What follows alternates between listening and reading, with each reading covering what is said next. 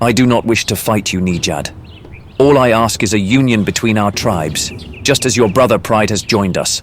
All things are by decree. Thus is the word of the originator. The word of the originator. What have I to do with you and this flawed interpretation of this word? I and my tribe worship the originator, and his word occurs to us daily. He has revealed himself to us in our victories against our enemies. The bears of the Brakot region, the dogs from the low plains of Kashan, and even the buffaloes from the jungles of Azanain.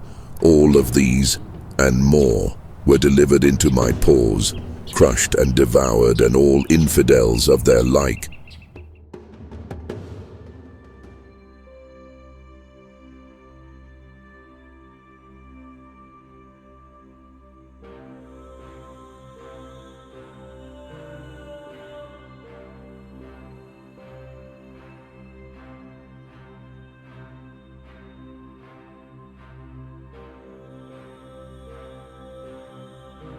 Madhad the Just.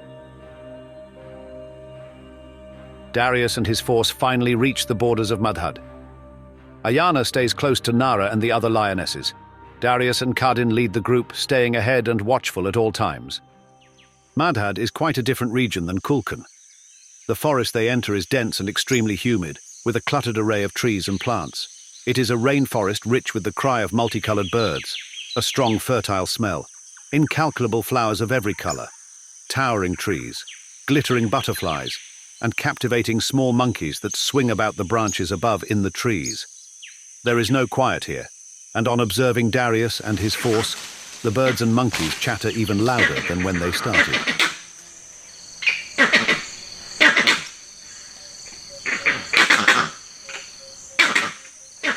There is no surprise attack afforded to us here, if we had so desired. We have nothing to hide, Kadin. We will attempt to gain Madhad's trust, for if they are who the owl described them to be, we will be accepted. Combat is not our goal here. Let the beasts of the forest announce our presence.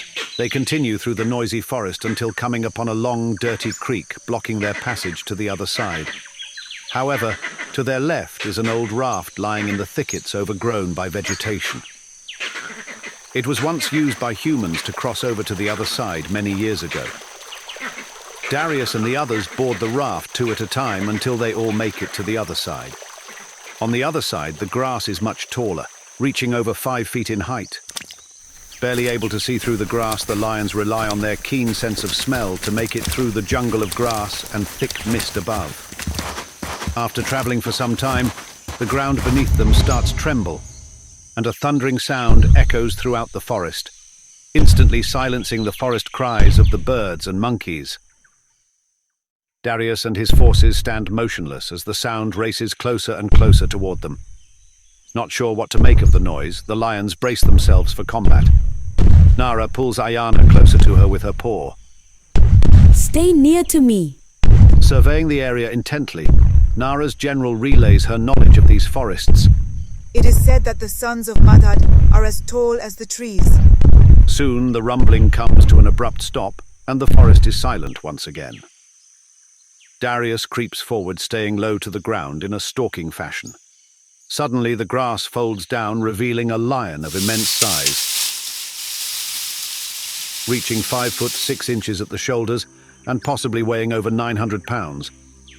He lacks the heavy mane typical of lions, but in its place is thick skin both around the head and neck. His eyes are vacant, the skin on his pelt is loose and wrinkled around the neck area. He stands there motionless, looking down at Darius without the faintest expression. Immediately, Darius' companions hurry to his side, but Darius holds his tail high, signifying for them to keep their stations and not to come any closer. The large lion that stands before him crouches down to get a better sniff of Darius' scent. On getting a closer look at his face, Darius can see that he is blind. Soon, the unnerving silence is broken with the authoritative voice of the large lion that stands before Darius. You have arrived, but your time is delayed. Excuse me, but who are you? And what is your position here in the land of Madhad? I, Zaltan, the Ebenag of Madhad, bid you welcome, Diin. May my words resonate with a sense of antiquity as you step foot upon our sacred grounds. Another gush of wind comes over the field and lays down the tall grass, this time revealing the other elders of Mudhud. Darius and his force are amazed over the scene, surrounded by giants rivaling the size of bears. They are indeed the true giants of Saram's offspring. I beseech you, join me. The tribe of Mudhud is the offspring of Saram's son Mudhud, and the keepers of the law, once scholars and judges over all the tribes of long ago. Mudhud is responsible for the ancient laws passed down by Saram himself before the split of the tribes. They would hold judicial meetings over matters governing morality, jurisprudence, rulings and adherence to the written law, etched long ago by the scratches on large stones of the predecessor lions. They take Darius and his force deep into the heart of their community. Unlike the other tribes, in Mudhud, all the prides live together and dwell in large clay mounds fashioned by the small vervet monkeys of Tian. Your arrival have been awaited with great anticipation. Fear not, for amidst our brethren there is naught to dread. We stand united, as foretold in the ancient prophecies. The Mudatu sparrows have heralded your entrance into our realm, O Dien. The tribe of Mudhud does not roar in excitement nor leap for joy in cub-like antics over Darius's presence. Instead, they are more of a reserved kind, peaceful giants of the perishing rainforest. The lionesses and even the cubs stand aside with poise and dignity, looking on at the strange lions that enter their community. Once at the great mound of Zoltan, he enters first and turns to face them. He lies down upon the large zebra mane woven carpet and immediately is tended to by vervet monkeys. Darius, Kadin, Nara and Ayana take their place before him. I perceive that you have succeeded in gathering Kulkan under the banner of your purpose. Yes. Even though there was some opposition, we did manage to appeal to Nara and her sisters. Well done. The tribes have changed substantially throughout the centuries. Based on locale, there are differences in both spiritual understanding and codes of law. Impure innovations. Correct. For behold, the Kulkan tribe, an enchanting spectacle that ensnares the senses. Led by the esteemed Saramkina, with Nara as their Abinag, they govern with regal authority and exquisite grace. Their leadership has shaped the path upon which this tribe treads. Yet, let it be known that while we marvel at your accomplishments, Nara and your Saramkina, we must also acknowledge that your actions deviate from the established principles of law. Though commendable, your deeds stray from the prescribed ways that govern our tribes. Excuse me, but deviate from the law? Our ways are all that we know, from my mother to my mother's mother. It is what has been passed on by generation after generation. Our male Saramki are also in positions of leadership. I have many elders under me. No one is subjugated, under duress, under my leadership. Fret not, for with the passage of time, your misinterpretations shall be refined, ushering clarity and enlightenment into your endeavors. Every skill possessed by each tribe is a precious strand, required for the weaving of a unified tribe, bound by shared values and purpose. The Saramkina, in their esteemed position, must also possess the skills of leadership, for there may come a time when the numbers of Sarumki dwindle. The Sarumkina, who outnumber us, play a pivotal role in upholding the stability of our tribes. Each perspective, each tradition, and each way of life is indispensable in forging a formidable unity, a resolute force against the imminent return of the Nungeda. Kadin, concerned over the plight of humans, seeks to gain clarity. What of the humans? Are we not preparing to combat with them as well? All I hear of the Nungeda is what is told to me and what was written on the great stones, left from centuries ago. These wretched humans, creations of the Nungeda, are decimating our kind by the hundreds. Is there not a plan in defeating and decimating the humans? They are the immediate danger all life faces presently. Contrary to the prevailing beliefs, humans did not arise from the fiery domain of Azra, the ruler of the Nungeda, as the myths ardently contend. Nay, they were molded from the very soil itself, akin to the offspring of Sarum by the nurturing might of the originator. It is through mankind that the Earth's ultimate destiny shall be evaluated, for within our hands rests the fate of this precious planet. Yet as devoted Sarumki, we bear a vital responsibility in upholding the delicate equilibrium within the realms, distinct from humanity. The resurgence of the Nungeda presents a severe peril, for should they remain unchecked, they shall deplete Earth of its resources, precipitating the annihilation of all life as we know it. Even humanity, resilient as it may be, shall not escape the fury of this impending cataclysm. Swift and resolute action is imperative, for the era of the Nungeda ominously approaches, heralding the rejuvenation of Earth with solely their kind and kin. However, if we, as united Sarumki, amalgamate our strength, we possess the capacity to halt their relentless advance. It is incumbent upon us to stand as a cohesive front, to harness the might of our collective wisdom and capabilities, and to confront this existential menace. And the Nuru, this human cub child who walks amongst us, how does she figure into all of this? She too is human, and not of our kind. In this illustrious tapestry of fate, the Nuru, that human child who treads amidst our midst, assumes a paramount position in the unfolding chronicles betwixt mankind and creatures. She, the very tether that unites our realms, bears the power to thwart the forces of annihilation. The stones she gathers from the lofty peaks, appearing inconsequential to the uninitiated gaze, hold the very essence of triumph within their grasp. Darius, who is attentively listening, brings up the subject of the stones, which is his first time hearing about them. Zoltan, my apologies, but I believe I can speak for most of my companions here. Much of this is even confusing for me. I spoke with the owl, and the owl only spoke of my journey and the meeting with the various tribes, nothing more. I was just as surprised as Caden was concerning the Nuru, with it being a human.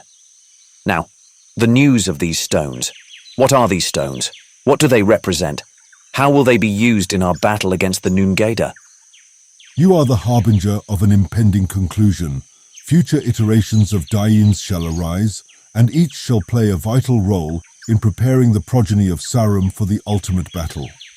Whether you witness the acquisition of one, two, or even the third and final stone remains unknown, Darius. I, not being a prominent messenger, but rather a legislator, architect, and arbiter, am privy to this knowledge.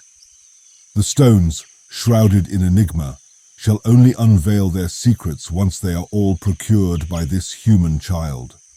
Show patience all, for answers shall manifest in due time.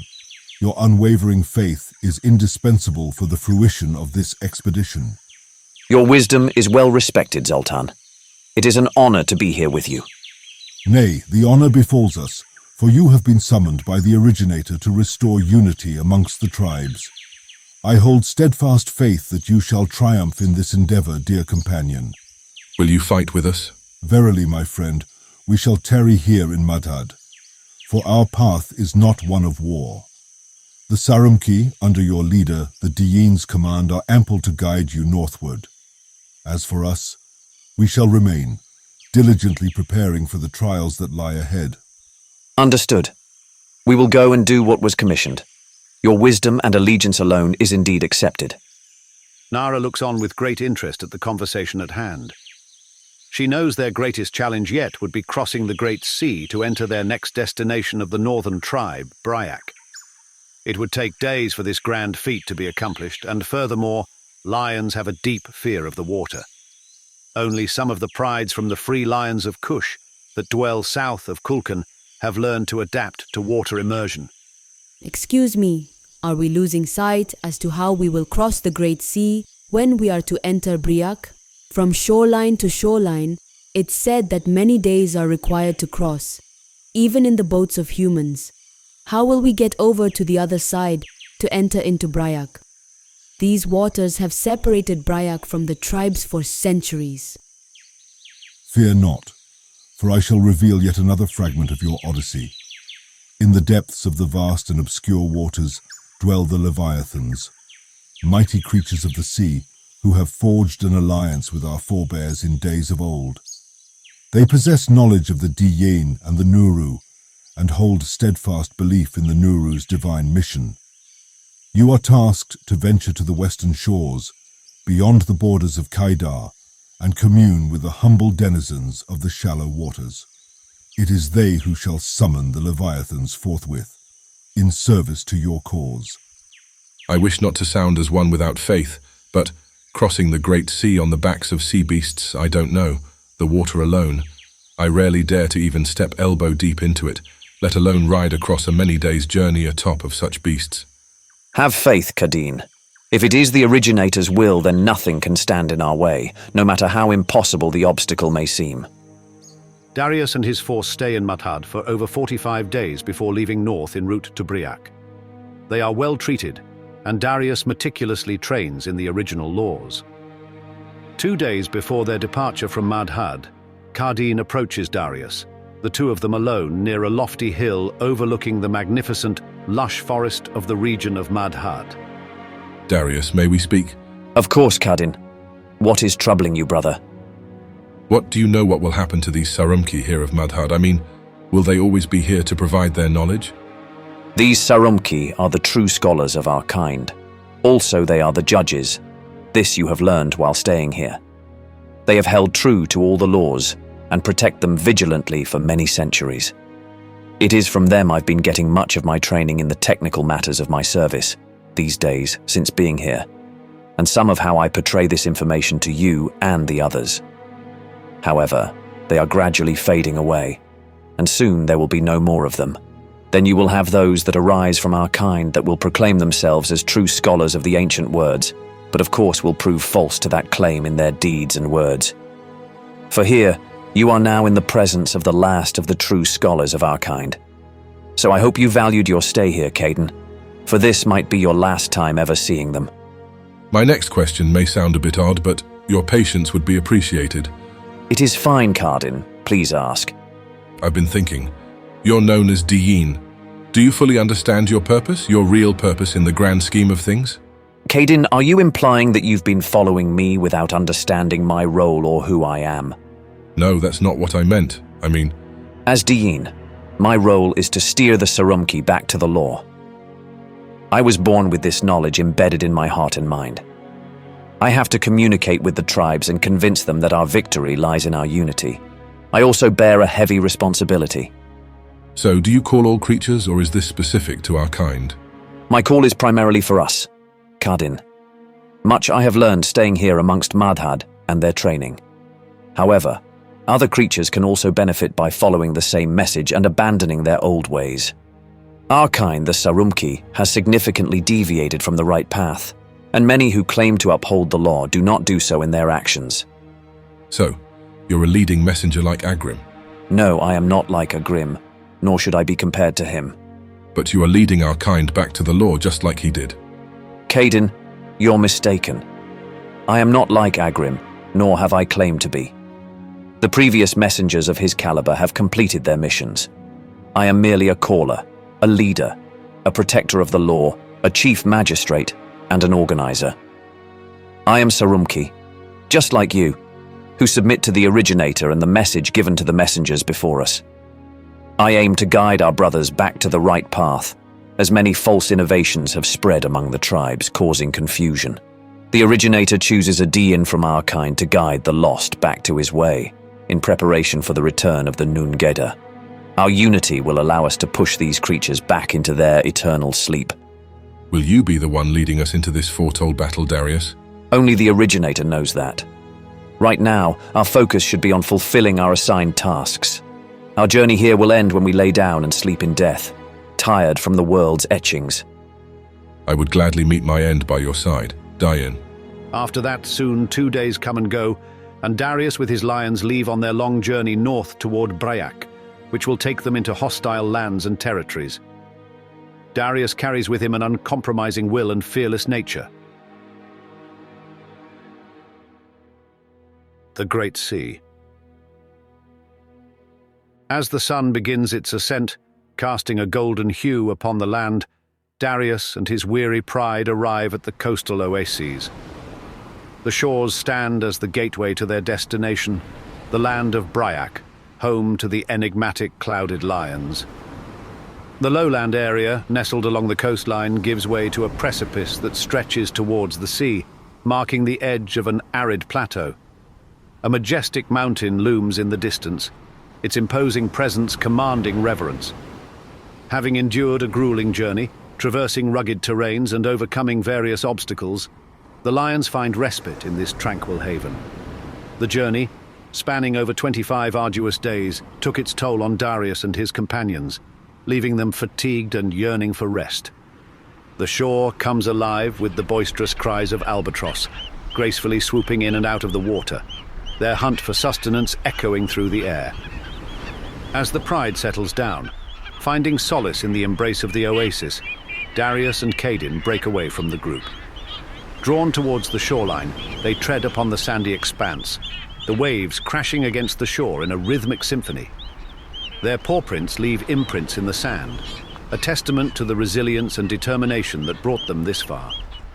Together they stand at the edge of the vast ocean, its boundless expanse stretching as far as the eye can see. The salty breeze caresses their fur, carrying with it the whispers of distant lands and unknown adventures.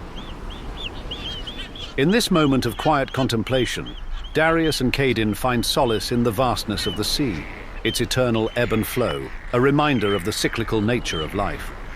With each crashing wave, their weariness is washed away, replaced by a renewed sense of purpose. They stand as guardians of their pride, entrusted with the responsibility of leading them to the fabled land of Bryak.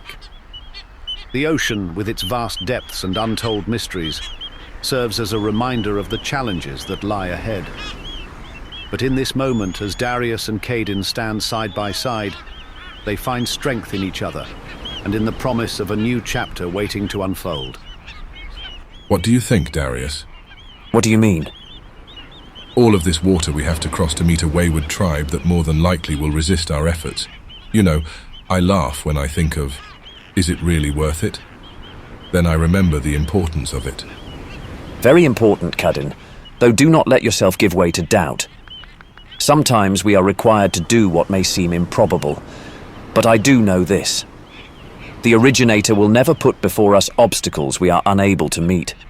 If we seek his guidance sincerely and do our part, he will then provide the needed endurance to overcome such obstacles. We must do our part in remaining faithful and not doubting. After saying that, Darius looks down at the shallow waters and pats the water with his paw 5 times. How are we to find these little fish in this great ocean, as far as the eye can see? Darius taps the water again, but this time he calls out at the water. I search for the Leviathans who might help me. Yet silence lingers in the air, the water unchanged in its stillness. However, a subtle disturbance begins to stir near the shallow area where Darius and Caden patiently wait. Small splashes ripple through the water's surface, captivating their attention as they anticipate the source of the commotion.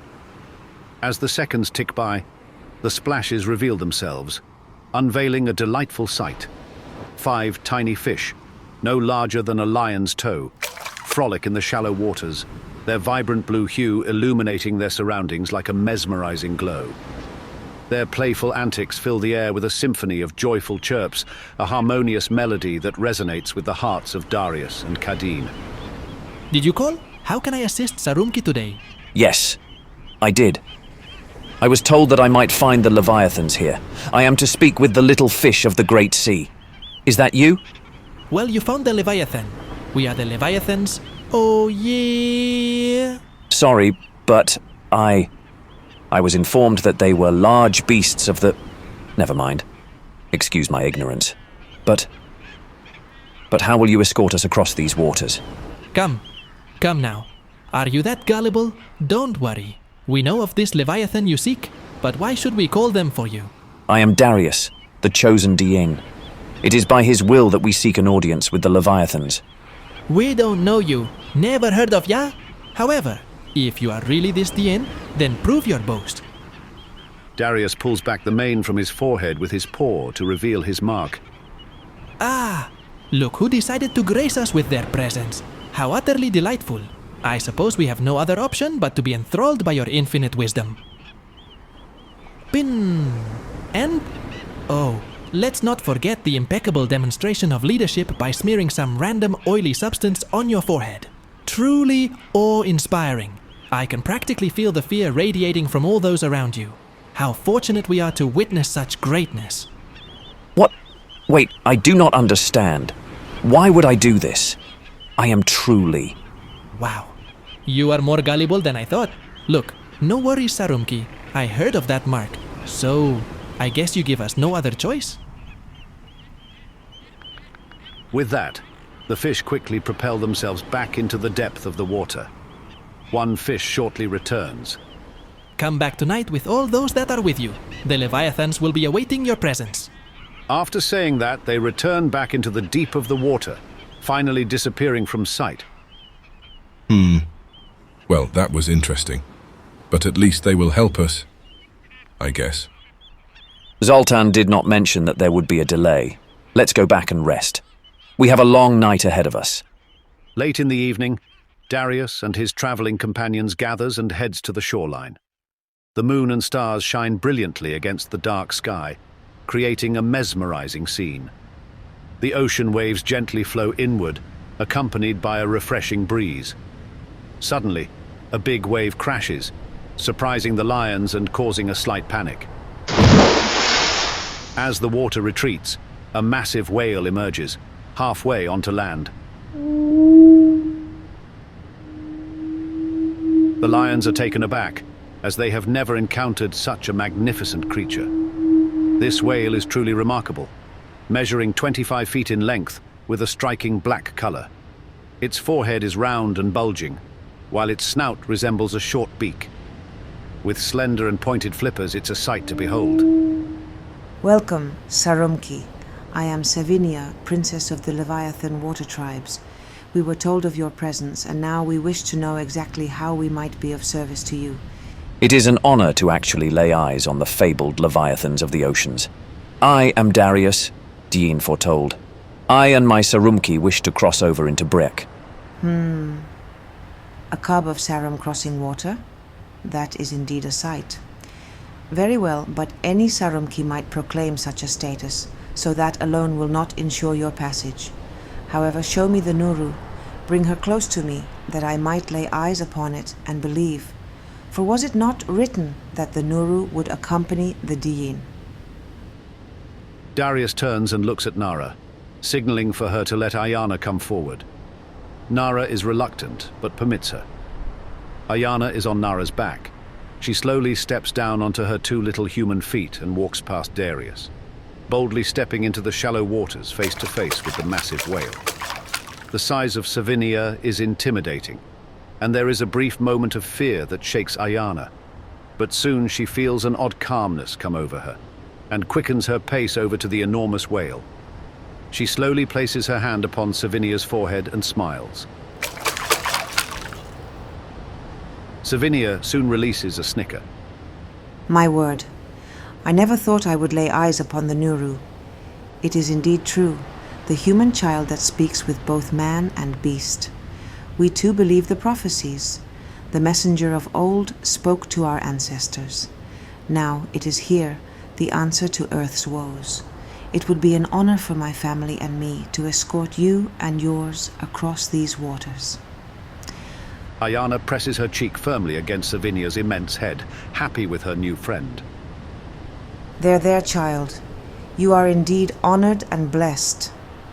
Savinia then slowly pulls away from Ayana, backs into the deep waters and plunges beneath. She later resurfaces again, but this time accompanied by 7 others of her kind. 2 of them carry upon their backs a large raft-like boat once used by man long ago to travel across the watery deep. They lean it sideways to drain it of its water. Board this vessel, Darius, you and all that are with you, and we will carry you across the waters. Darius and his companions cautiously step onto the massive vessel. After boarding, Savinia lets out a resounding, mournful whistle. And the other whales guide the ship back into the water, with one on each side for assistance. The journey ahead is long, spanning a full day, but it grants Darius the opportunity to reflect and ready himself for the mysteries that lie ahead. The Darius Chronicles. In the relentless passage of time, after the awe-inspiring union of Kulkan and Madhad with their mighty pride, Darius embarks on a perilous journey northward, venturing beyond the boundaries of Madhad. With resolute determination, he faces the legendary mountains of the north, later known to mankind as the awe-inspiring Atlas Mountains. These towering monoliths loom imposingly, forming a formidable natural barrier between the desolate desert and the verdant lands that lie beyond. In these treacherous times, traversing these mountains is a harrowing endeavor, fraught with danger at every turn. Undeterred, Darius and his valiant army navigate the treacherous valleys, threading their way between the towering peaks, taking the swiftest route. Deep within the heart of these majestic mountains, Darius and his formidable army confront and vanquish the fearsome Gezin. These cunning reptilian kin of the Nungeda, akin to monitor lizards that dwell in the subterranean darkness, have long tormented the smaller mammals of the land and opposed the passage of Darius and his forces. But their vast numbers prove futile against the indomitable might of Darius and his unwavering determination. 2 months hence, Darius sets sail across treacherous waters, aided by the majestic whales of the ocean, venturing ever farther north into the enigmatic land of Dorgal. There he faces and triumphs over the savage simians of the Black Caves. These peculiar apes, unlike their brethren, sustain themselves on the flesh of unfortunate lion stragglers who dare trespass into their domain. They harbor an ancient vendetta against the offspring of Sarum, a decree that has been handed down through countless generations. Darius, with his unwavering resolve, plunges into the heart of Dorgal, engaging in a brief but fierce struggle that culminates in his resounding victory. Swiftly, he dispatches the malefactors, liberating the innocent captives in accordance with the treaties forged with the apes, thereby restoring tranquility to the land of Dorgal. In addition, Darius confronts the formidable Haakon, the fearsome elder of the Haakon pride, hailing from the Bryak tribe. This tribe, inhabited by brawny, pale lions dwelling in the frigid, mountainous regions, falls under the unyielding sway of Darius. 3 prides of Bryak, situated at the southern extremity of the formidable Arc Mountains, swiftly succumb to Darius's conquering might within a mere span of 2 months. News of this audacious conquest reaches the remaining prides of Bryak, compelling them to rally to the aid of Hakon and their fellow pride brethren. Yet their efforts prove futile in the face of Darius's unrelenting assault. The head lions of the Bryak fighters fall before the resolute might of Darius, ultimately surrendering control of all the prides. It is then that Darius finds himself face to face with the formidable Abinag lion of Bryak, Kalis. Contrary to expectations, a clash of titans does not ensue between Darius and Kalis. Instead, Kalis approaches, acknowledging and extolling Darius's accomplishments, recognizing his pivotal role.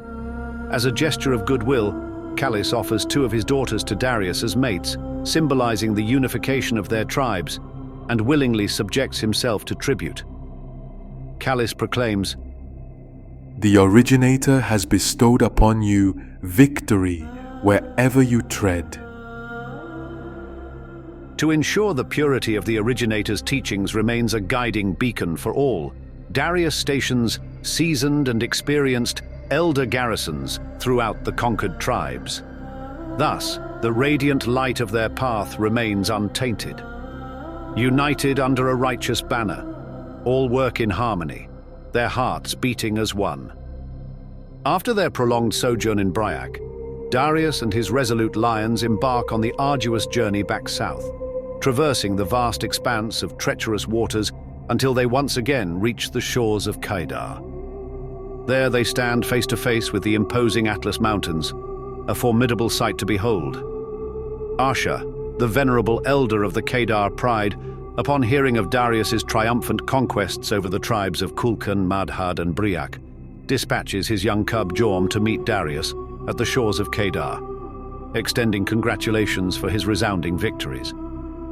Accompanying Jorm and his companions are freshly slaughtered newborn gazelles, presented as a gracious offering to Darius and his indomitable lions. In a show of unwavering loyalty, the Pride of Kedar offers 3 of their elite daughters as mates for Darius, fortifying the bonds between their tribes and solidifying their unwavering allegiance. With open arms, Darius welcomes Jorm and the proud Kedar pride into his fold, their spirits united in a common purpose. Now their gaze turns towards the uncharted territories of Kedar, where the mighty Abanag lion of the tribe resides. Nijad, the fiery and relentless lion of Kedar, seethes with fury upon learning that Arsha's pride has forged peace with Darius. Nijad, a lion of unyielding attitude and dauntless courage, deems Arsha's actions as cowardly and devoid of honor. He stands ready to confront the lion who dares strike fear into his pride and lays claim to the title of Diyan, the Chosen One.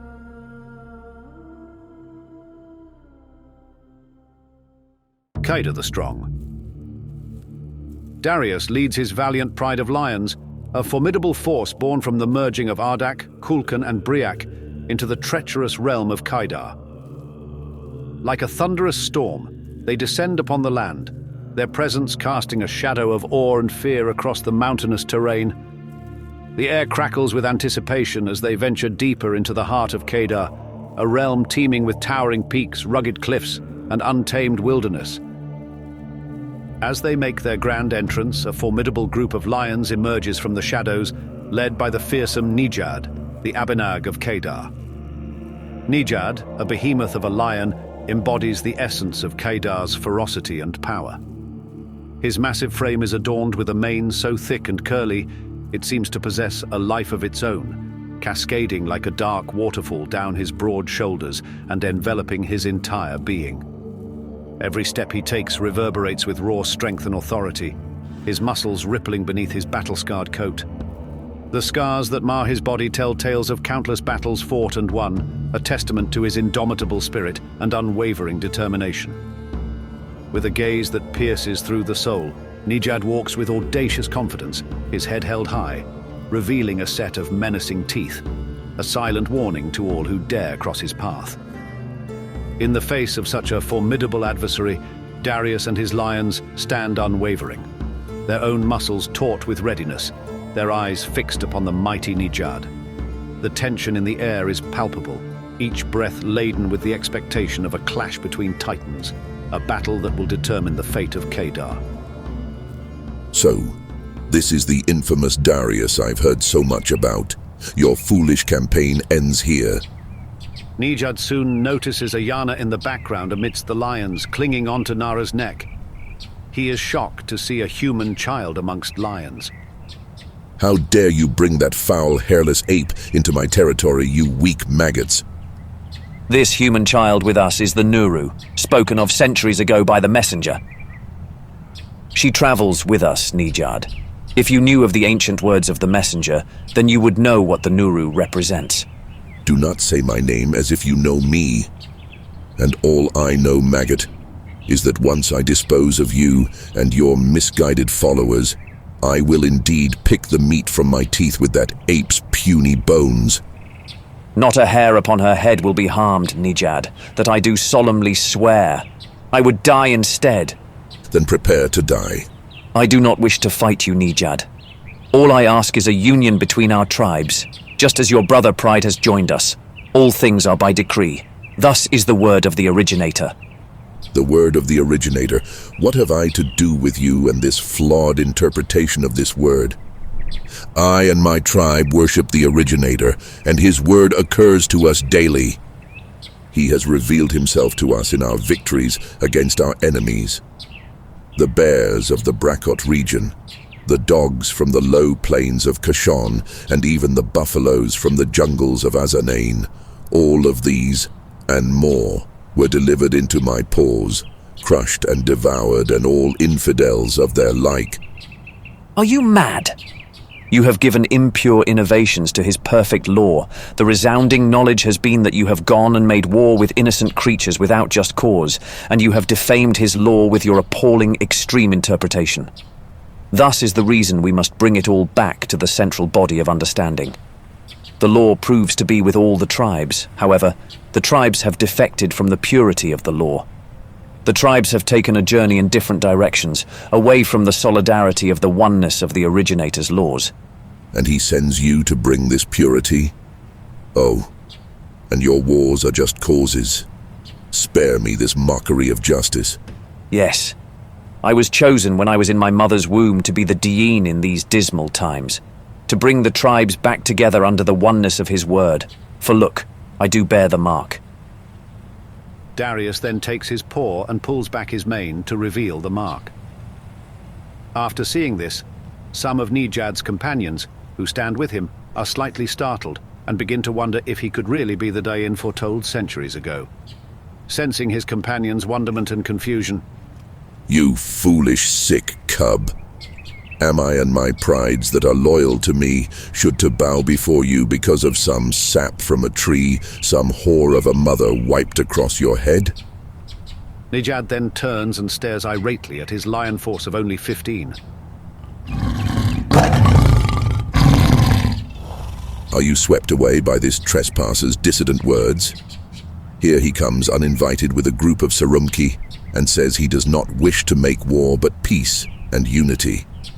But he has made war when he emboldened himself to come into our lands and subjugate one of our traitorous prides. Your prides complied willingly, Nijad. Willingly? No, not willingly, but out of fear and trickery they follow you. Many have waited for this Dain throughout the years, but to their dismay they were disappointed time after time. As far as I'm concerned, I am Kedar's Dain, and I will bring peace and unity for my Sarumki under claw and tooth. I shall pave the way to tranquility by way of Kedar. I wish not to fight with you, Nijad. Too much blood has already been shed. The day of reconstruction has arrived. You should have thought of that before coming here. I am of Kedar. The proud, the belligerent, and need I add mine is the most ferocious of all the tribes. After I and my fighters dispose of you traitorous dung maggots, we shall indeed put an end to the wayward pride Arsha, which betrayed us to join you and your serpent tongue. Nijad lunges forward and starts to approach Darius in an attack posture, stiff-legged with ruffled fur. His warriors closely follow behind, salivating from their mouths, awaiting his word to attack. Nijad, before our forces fight this day, hear my proposal. Speak swiftly, coward, for it shall be your last. Again, I do not wish to see any more blood spilled today. We are all brothers. I have lost many dear to me in this lengthy campaign. However, not by choice. If I can control it any further, no more lives will be lost. For now. Today, I only wish my warriors to rest, for our journey is still not over. The real enemy waits in Ardak, my homeland, where Zafir seeks to reinstall the Age of Lugals, further impure innovations to corrupt the law. There will be no further journey for you, Darius. It ends here. With unwavering courage, Darius steps forward, his heart resolute, and requests a private audience with Nijad. The audacity of his proposition hangs in the air, causing Nijad to look upon Darius with a mix of astonishment and incredulity. Towering over Darius in both height and girth, Nijad exudes an aura of dominance, his very presence a testament to his unmatched strength. In Nijad's eyes, the outcome of any potential battle seems predetermined, a certain victory in his favor. The sheer difference in size and power between them fuels his confidence, leaving no room for doubt. Here is my proposal, Nijad. You and I, alone, will fight today. If you win, then you will dispose of my corpse and leave it for the birds to feast upon. My warriors will then be yours to command. You do as you wish with them. However, if I win, you will join my force, and all your followers with me, and will march into Ardak as one against Zafir and his sons. Are we agreed? Nijad continues his unwavering, bloodthirsty stare at Darius, and there is an eerie moment of complete silence. Finally, Nijad's facial expression softens as he releases a long, exhausting yawn, parading his foreboding teeth. You pompous fool. But I agree, but under my conditions, this is pathetically easy. But listen closely, you spineless weakling. I will obliterate the forest with the mere flick of my paw, leaving nothing but the remnants of your worthless existence. Your so-called warriors are nothing but feeble-minded imbeciles, fit only to be torn apart and devoured by the lowest of scavengers.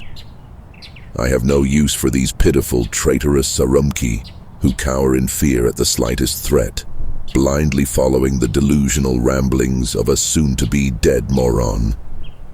Kaedin manages to overhear the conversation between the two and paces up to meet with Darius. What are you doing? You cannot win against this giant alone. This is suicide. We fight together as one unit. This is how we have done, and our victories have been precise. There is no glory in this. Do not be fearful, Kaedin. How dare you? I fear no created thing. But you are transgressing and testing the limits. Again, turn away from this fight, and we shall fight together as one unit, all of us, just as we did when we came up to these mountains. Impatient Nijad interrupts. Enough. Let's do battle.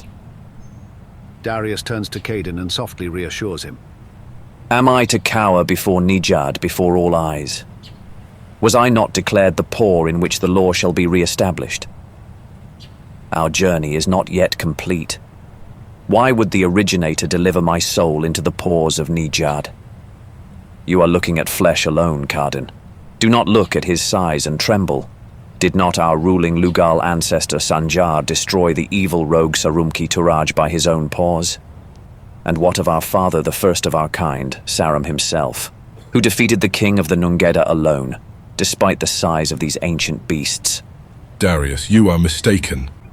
Sanjar fought with his army's assistance, and as for Sarum, it was his commission to fight Ash, the Nungeda king, alone. This is not the same. Kaedin, why must you continue to doubt? Why are you so filled with unsurety? You know so much about the law. Then once I am done here, if I fall, lead these Sarumki to victory and do not let Kedar overthrow you. Enough. Now leave me. I told you once before that I would follow you. When I have, up until now, I will lead the lions away from here, Darius, and pray the originator will be our guide, for only from him is where our true deliverance lay. No one is above the law. We are all tools in this grand scenario. Even you, my brother. Even you. Disturbed over Kaedin's statement, Darius abruptly turns away from Kaedin and approaches his enemy, Nijad, waiting and ready for combat. All the lions back away from Darius and Nijad, forming a large fighting circle for the two. Nara, stunned over the situation, runs over to Kaedin to ascertain what Darius was planning. What is he doing? Attempting to prove a thing that was already proven in our eyes from the start, Nara. Has he brought us all the way here to put this expedition in jeopardy? Over his own self-worth. Do not worry, Nara. Whatever happens here, we will continue the journey that was set before us, from the start. The two lions clash in a brutal display of raw power and aggression. Their fierce roars shake the very ground they tread upon as they relentlessly tear into each other's manes, their claws leaving deep gashes. The air is filled with a symphony of growls and moans, echoing through the surrounding landscape. Nijad, with his immense strength, dominates the wrestling match, maintaining his position atop his adversary. However, Darius, with his battle-hardened experience and unmatched agility, manages to deliver swift strikes and evasive maneuvers, refusing to be overpowered. Memories of his harrowing encounter with Sargon, the leader in the Assyrian pits, flood Darius's mind, fueling his determination. Fur flies through the air as their claws and teeth continue to tear into each other's flesh.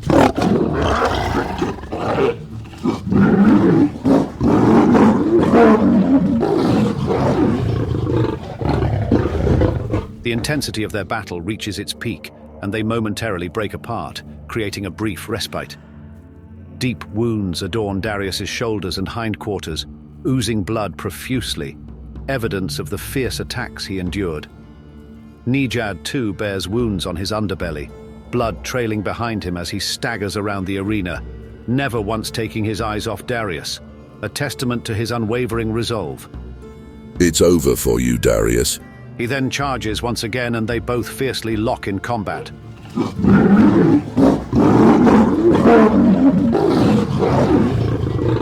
The colossal colossal size and overwhelming brute strength of Nijad bears down on Darius relentlessly. With every strike, the earth trembles beneath their paws.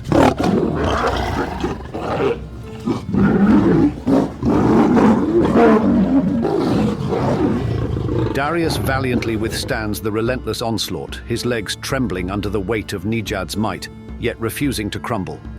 The clash between these formidable adversaries sends shockwaves through the grassy battlefield as they grapple for dominance. The intensity of their struggle reaches its peak as they tumble and clash, their roars echoing through the air. Darius, fueled by an indomitable spirit, keeps his ground beneath the looming presence of Nijad. But in a cruel twist of fate, Nijad inflicts a savage blow, tearing a chunk out of Darius's shoulder with a ferocity that pierces the very soul.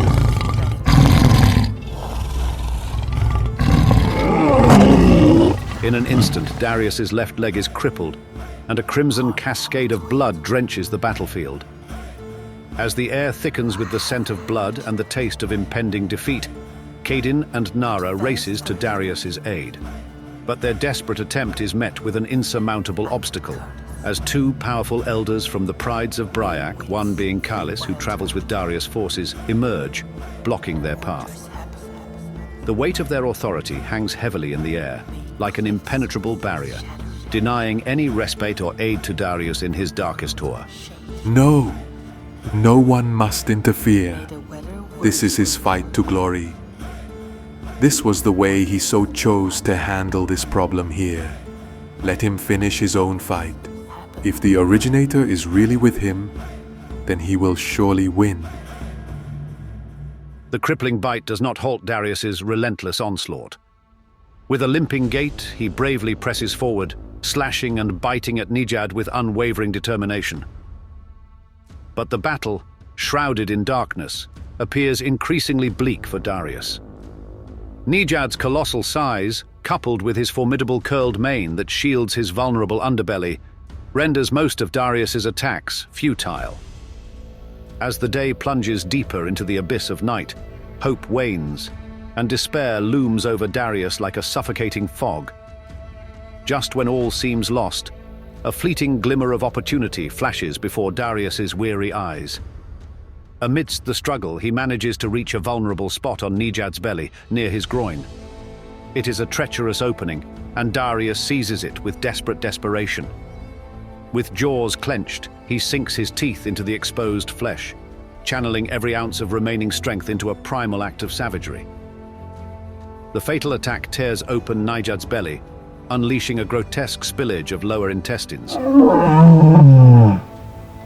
In the wake of this gruesome assault, Nijad's once piercing eyes flicker open in a momentary shock, swiftly followed by a guttural yelp of agony.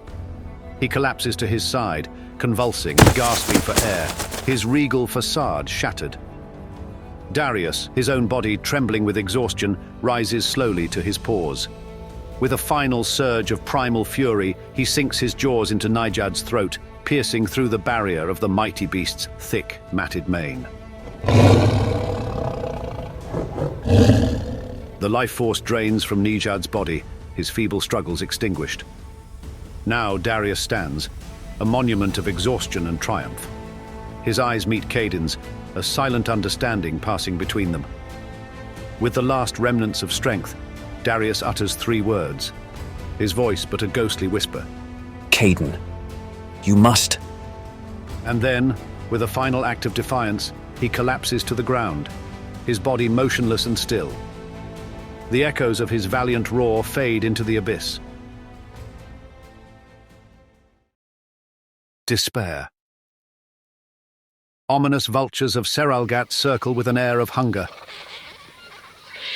their piercing gaze fixated on the lifeless bodies of Nijad and Darius. A haunting silence engulfs the scene, broken only by the mournful cries of the vultures echoing through the barren landscape. Darius's once majestic form is now a canvas of deep scars, his body lying motionless in a pool of his own blood as his flickering eyesight fades away.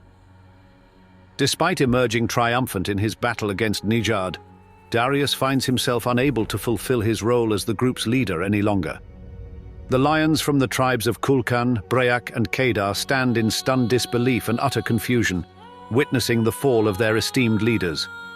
Ayana, her heart heavy with confusion and sorrow, abruptly breaks away from Nara's side, tears streaming down her face. She rushes towards the battered and broken form of Darius, desperately clutching onto his tattered mane, pulling and tugging at him in a frantic attempt to bring him back to his feet. Please, please, Darius, get up! Kaidin gently nudges her aside with his muzzle so that he might better ascertain Darius's condition.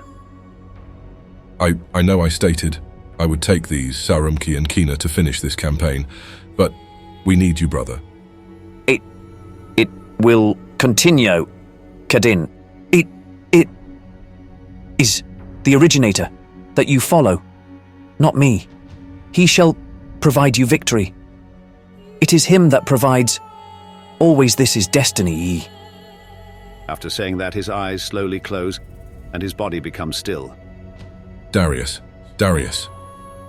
Kaidin persistently nudges at Darius's lifeless body with his muzzle, desperately seeking a response that never comes. The sight leaves many of the lions unsettled, their voices murmuring in a mix of uncertainty and confusion, unable to comprehend the tragic turn of events that has unfolded before them. The sudden demise of their leader in such a manner is too much for them to bear. Finally, Kaidin steps onto a towering rock, his presence commanding the attention of all. The weight of grief and disbelief hangs heavy in the air as he prepares to address his fellow lions. Offspring of Sarum, heed my words. Tonight we shall find solace in this place, preparing ourselves for the imminent dawn. Tomorrow, with unwavering determination, we will venture forth into the land that Darius has tirelessly guided us towards. There we shall confront the formidable tribe of Ardak and their formidable forces. Fear not, for victory shall be ours. Once we have triumphed, the Nuru shall claim the sacred stone, marking the completion of our first commission. Let not doubt cloud your minds, nor falter in your faith in the path set before us by Darius. We shall fulfill this mission, uniting the tribes as was divinely commissioned. Together we shall emerge triumphant. After his resolute speech, Kaidin, accompanied by a fellow lion, grasps Darius's majestic mane with their mighty jaws and reverently pulls his lifeless form beneath a towering crag, shielding him from the prying beaks of birds. This act of reverence ensures that fallen leaders' flesh remains untouched, preserving their dignity.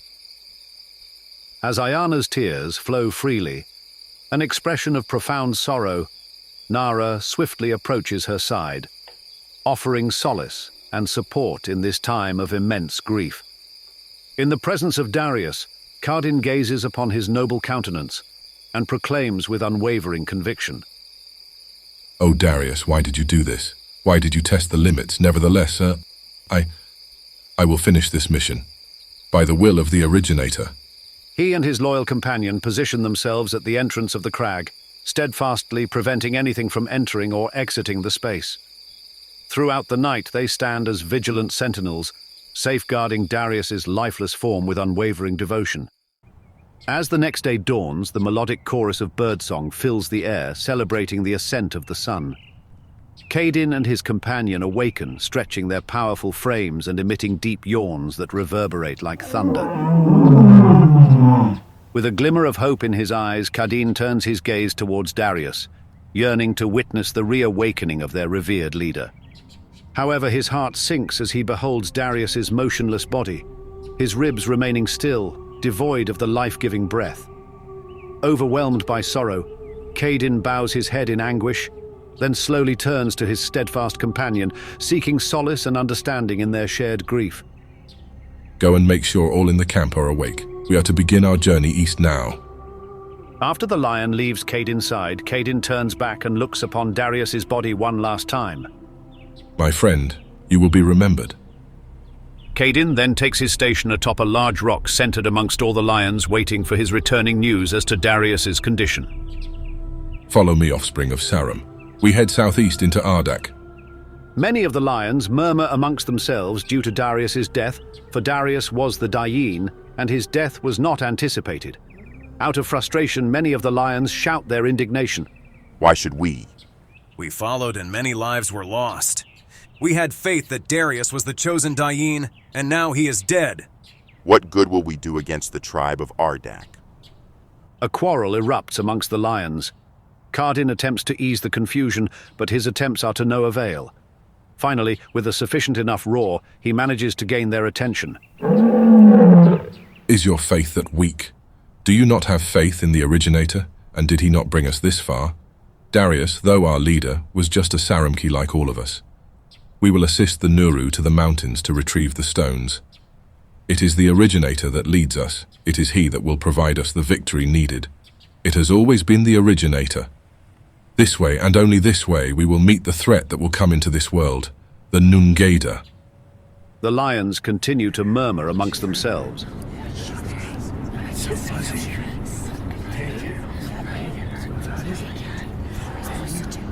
Out of all the confusion, 3 elders representing the tribe of Break, led by Kalis, comes forward.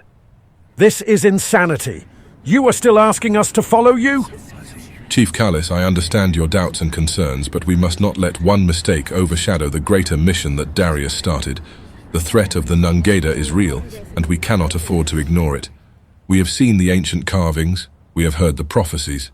The tribes must unite, and order must be restored to prepare for this impending danger. Caden, I once believed in Darius and his chosen path.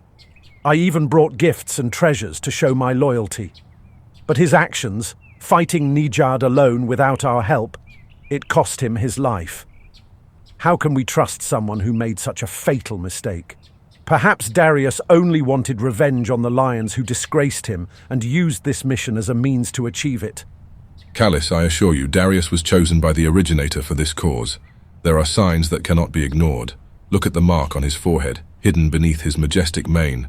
It is a symbol of his destiny. And the owl, the herald of the messengers, it came to his mother and declared his purpose. I know it sounds impossible, but the originator works in mysterious ways. That owl would have been dead over a century ago, Cardin. How can we believe in a leader whose signs are tainted by doubt and inconsistency? I once had faith in Darius, but his actions have shattered that trust. I can no longer stand by his side and follow his lead. Perhaps another lion, even from our own tribe, will emerge as the true chosen one. Nara, overhearing their conversation, comes to Cardin's aid. Chief Kalis, I understand your skepticism, but we must not let one lion's mistake define our future. Darius may have faltered, but that does not mean the mission is doomed. Caden has proven himself as a capable leader, and together we can overcome any obstacles that come our way. Kalis, I respect your decision, but I cannot let the doubts of a few lions deter me from my purpose. I believe that the originator is with us on this journey. We must continue the mission, with or without your support. The tribes must unite and we will find victory in the face of the Nungeda threat. Cardin and Nara, I hope you two find the success you seek, but I cannot ignore the doubts in my heart. My elders and companions have made their decision. We will part ways with your group. May the originator guide us all on our respective paths. Farewell, Kalis. May our paths cross again, and may the originator guide you on your chosen journey. We will continue on our mission, knowing that we are guided by a greater purpose. Frustrated by Kalis' persistent lack of faith and failure to comprehend the magnitude of their impending challenge, Nara desperately makes one final attempt to convince him of the urgent necessity to stay steadfast on the path they have embarked upon. Time is of the essence, and every precious moment wasted brings them closer to the brink of doom. With a sense of urgency burning within her, Nara implores Kalis to grasp the gravity of their situation and to embrace the path they have chosen, for there is no room for hesitation or doubt in the face of what lies ahead. Kalis, please, before you leave, if I may, I understand your doubts about Darius, but it's important to note that his position as a Dibyen is not the same as the ancient messenger Agrim. The Yins, like many others, are only callers and judges. They are not perfect and can make mistakes. They are simply Sarumki of flesh, nothing more. Darius may have made a grave error, but that does not invalidate his purpose or the mission he started. Nara, your defense of Darius is admirable. but it fails to address the core issue. We need a leader who can inspire unwavering trust and confidence. Darius's mistake was not just a simple error, it cost him his life. How can we follow someone who showed such poor judgment? We need a leader who is not only chosen, but also capable of making wise decisions for the well-being of our tribe. Kalis, I understand your concerns about leadership and the need for sound judgment. But let us not forget that even the greatest leaders in history have made mistakes. It is through these mistakes that we learn, grow, and become stronger. Darius's sacrifice should not be in vain. He believed in the unity of the tribes and the importance of preparing for the Nungera threat. We must honor his memory by continuing what he started. Nara, I hear your words, but I cannot ignore the doubts in my heart. We need more than just belief and faith.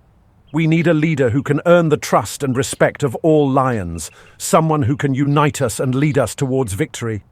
If Darius was truly the chosen one, why did he not demonstrate the qualities of a true leader? I fear that placing our faith in him once again would be a grave mistake. Kalis, I understand your reservations and I respect your decision.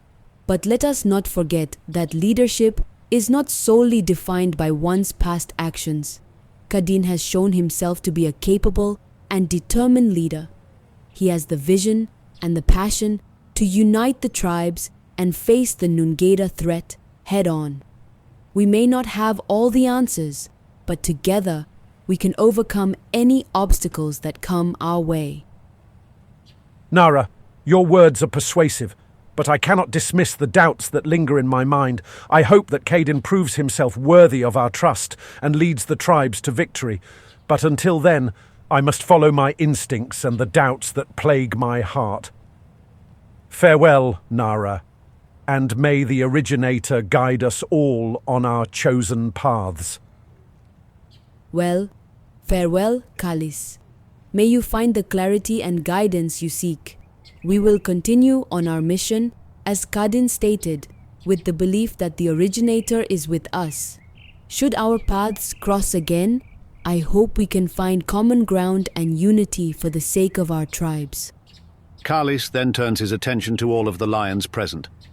We shall take our prides of Bryak and head back north. There is no glory in furthering this campaign. The supposed Dayan is dead, and now we are all guilty of following a long-lost dream. Do not be foolish. Take those that are yours and go back to your lands, for this mission is sure to be your downfall. This division continues among the lions. Should they follow Kadin and finish the mission, or should they heed the words from the elders of Bryak?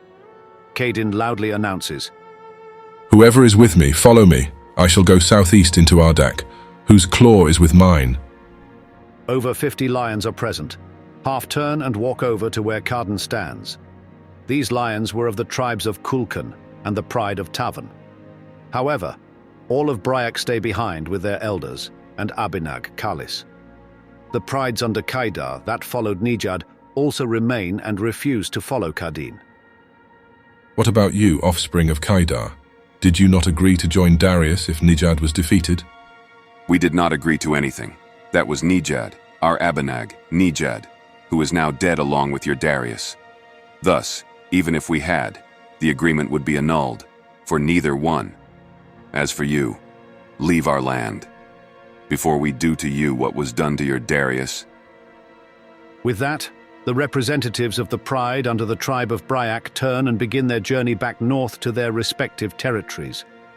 The prides of Kadar also retreat to their camps. As Kadin watches them depart, a shiver runs down his spine, a cold chill that fills him with uncertainty. What will become of the coalition now? Are the remaining numbers enough to stand against his own tribe, Ardak? Only time will reveal the answers to these lingering questions. Eventually, Kadin is approached by Nara and reassured.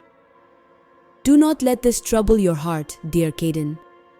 Our faith remains unwavering, and our conviction has never wavered. Bryak may be fiercely proud and stubborn, but their presence here speaks volumes. So, do not worry about them, for we will emerge victorious. Perhaps this turn of events is what was meant to be, a decree from the originator guiding us towards our ultimate destiny.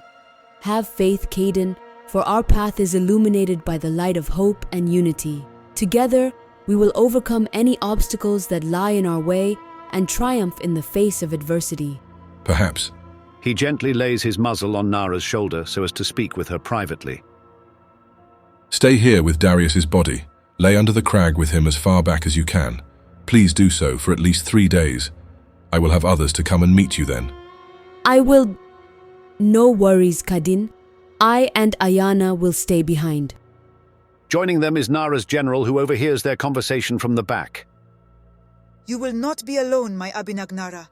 I will remain here with you, even if my life depends on it. The originator is mysterious indeed. One way is surely his, as we have come to think. Who may know his way when he really has another plan that later identifies itself, even in the most peculiar of ways? We must only trust his words and those chosen by him to lead. And at this very moment that mantle has fallen upon you, Caden. Later, Caden is approached by Jorm, old cub under the pride of Arsha. Though I spoke out of turn earlier, but if it is of any consolation to you, the pride of Arsha will remain with you and your fighters, Caden. We have not lost faith.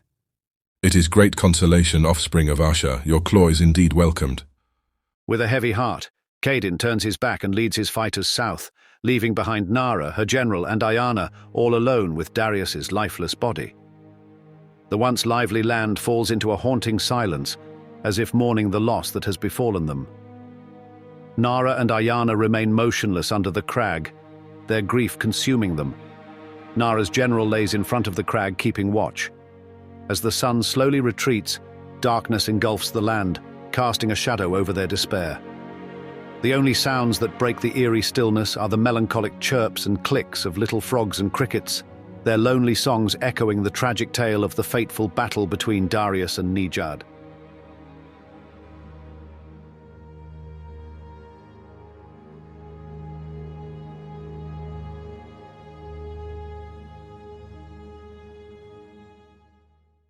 And that wraps up this episode of Legends of the Savant. We hope you enjoyed diving into this world of sci-fi and fantasy with us. If you loved what you heard, don't forget to hit that like button, subscribe, and share it with fellow story lovers. Your support helps us continue bringing these thrilling tales to life. Keep your eyes peeled for more exciting content coming your way, and if you want to support us even further, consider joining our community for exclusive updates and behind-the-scenes content. Until next time, keep dreaming and keep exploring the legends.